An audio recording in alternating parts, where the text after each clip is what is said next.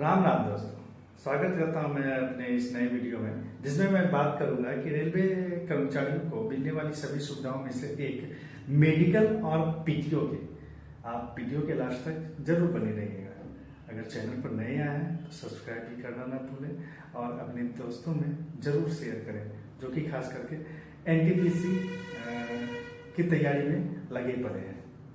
धन्यवाद। स्वागत करता हूं मैं अपने इस नए वीडियो में।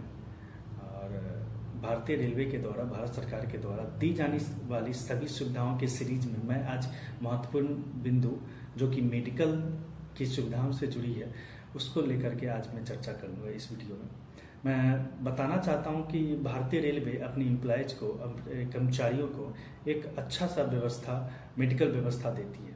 जिसमें मैं बात करूं तो अन्य सेक्टर में अगर आप जाते हैं तो एक मोटी रकम हेल्थ इंश्योरेंस के नाम पर वसूला जाता है स्टाफ से, या कोई भी सेक्टर में आप जाते हैं तो अच्छे मोटी रकम, लेकिन हमारे रेलवे में, भारतीय रेलवे में ऐसा कुछ नहीं है। एक छोटा सा नाम मात्र का चार्ज लेकर के आपको एक हेल्थ इंश्योरेंस दिया जाता है, जिसमें आप हेल्थ फैसिलिटी, एक अच्छी हेल्थ फैसिलिटीज़ का फ़ायदा उठा सकते हैं।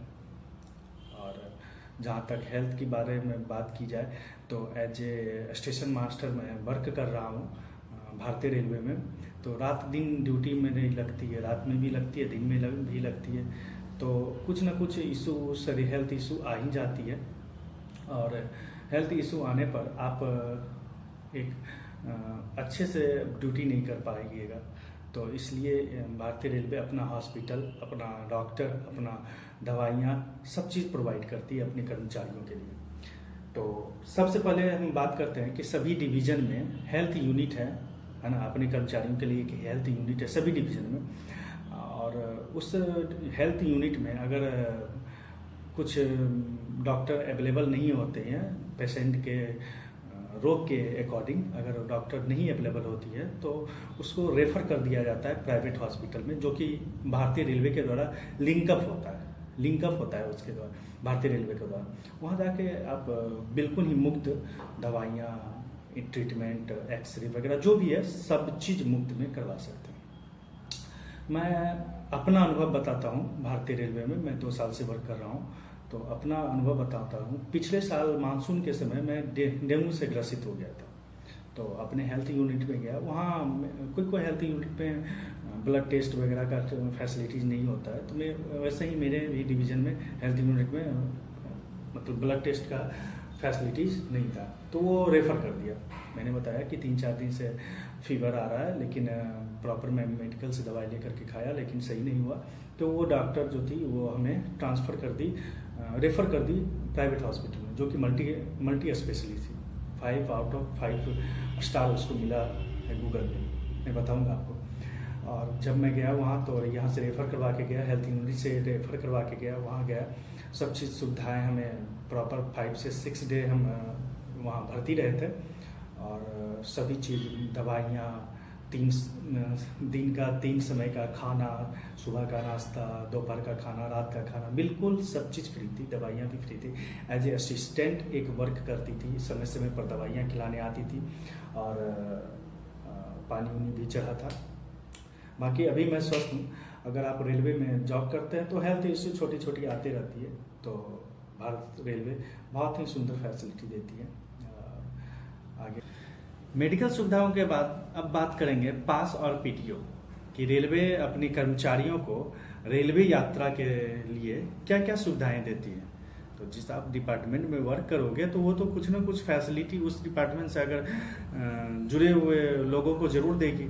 तो रेलवे उसी तरह से रेलवे अपने कर्मचारियों को भी 2 प्रकार की सुविधाएं देती हैं यात्रा के लिए, जो कि एक पास होता है और एक पीटीओ होता है।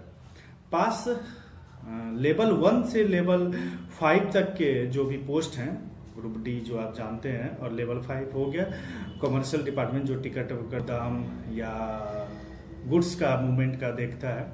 तो वहाँ तक के लोगों का जो पास होता है वो 3rd AC तक का देता है। और लेवल 6 से और एवब के लिए जाइएगा तो 2nd AC तक का पास मिलता है। इतना बात समझ गए। पास मीन्स होता है बिल्कुल फ्री। आप कन्याकुमारी से लेके कटरा तक का टिकट आप बना सकते हैं। हाफ सेट हुआ कटरा से कन्याकुमारी जाना, फिर कन्याकुमारी से आप जब रिटर्न आते हैं कटरा के लिए तो वो फुल सेट में गिना जाता है। तो जब तक आप 5 साल का ड्यूरेशन वर्क कर रहे हैं, 5 साल आपका जब तक नहीं पूरा हुआ तो 1 पास और 4 पीटीओ होता है। पीटीओ मीन्स होता है 1/3 टिकट आपसे वसूलती है रेलवे। जैसे अगर टिकट किसी कहीं जाने का टिकट अगर 3000 का है तो 1000 आपसे रेलवे वसूलेगी। और यदि 4 पीटीओ और 1 पास सभी कर्मचारियों को मिलता है 5 साल तक के। अगर 5 साल से ऊपर का आपका वर्किंग हो गया, मतलब 5 साल से ज़्यादा आप रेलवे से जुड़ के मतलब 6ठा साल में प्रवेश कर गए, 5 साल से एभव हो गया, तो आपको 3 पास और 4 पीटीओ मिलेगा। 3 पास और 4 पीटीओ। अगर 5 साल से कम है तो 1 पास 4 पीटीओ। पीटीओ समझ गए, पास समझ गए। आप ये नहीं कि आप कोई लॉगिन पासवर्ड देता है, आप जब भी रेलवे ज्वाइन कीजिएगा तो इसी प्रकार से आपके रिलेटिव या आपके सगे संबंधी जो भी हैं आपको टिकट के लिए बोलेंगे। एज एक रिस्पॉन्सिबल पर्सन आप टिकट अपने आदमियों को नहीं बना सकते हैं, लेकिन कहीं कहीं देखा जाता है कि वो टिकट बना भी लेते हैं अपने आप अथी में, लेकिन नहीं बनाना चाहिए रिस्पॉन्सिबल रेलवे पर्सन के रिगार्डिंग। और चाहता हूँ कि ये वीडियो आपको अच्छी लगी होगी और इसी प्रकार आप मेरा उत्साहवर्धन करते रहें और इस वीडियो को अपने दोस्तों के बीच शेयर करते रहें, जिससे मेरा जो भी है इंकरेजमेंट आगे बढ़े, है ना, उत्साह से भरे रहें। और मिलते हैं अगले वीडियो में कुछ इसी सीरीज जो रेलवे अपने कर्मचारियों को देती है उसी सीरीज के अगले वीडियो में मिलते हैं। तब तक के लिए स्वस्थ रहें, मस्त रहें। जय हिंद, जय भारत।